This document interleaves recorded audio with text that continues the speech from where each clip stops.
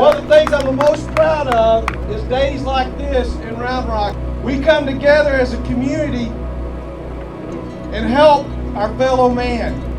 It's about people and taking care of our own.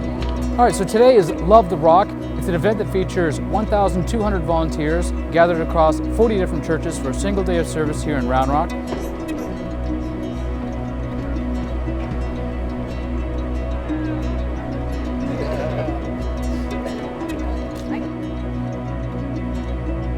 Volunteers have been broken out into several different teams. This year they're working on fire safety inspections where they're going to homes and installing smoke detectors. Good. Hey, I'm Keith. This is my son Cade. We're with a group from Love the Rock.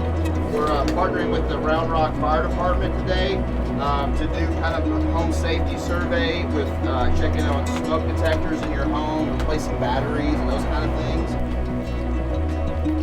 This woman has 0 smoke detectors in her home. I'm not so sure what these are. She said they're not smoke detectors, so I'm going to take her word for it, and I'm going to go ahead and just install smoke detectors in every room of all the bedrooms and the distance away from the kitchen.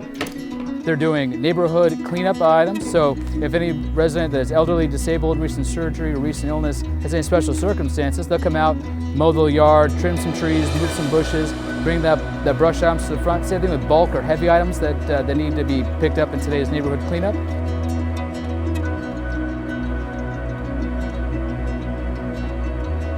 Then we also have them working on the curb painting kit today. So volunteers are armed with curb painting kits, stencils, and paint that are going around between our 2 different neighborhoods that are the target today. And they're painting the addresses on the curbs to make it easier for fire, police, and EMS to find the house in case of emergency. But it's also really great for Amazon and UPS delivery drivers. We have volunteers here at Play for All that are working on different parks projects between here and several different parks today.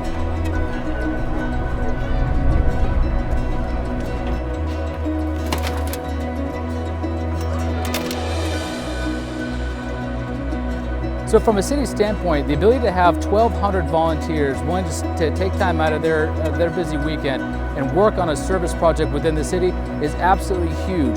That manpower is so massive that it's a true blessing and a gift for the city, and we're so grateful and thankful to have the opportunity to work on these really critical needs that go to serve our citizens in need.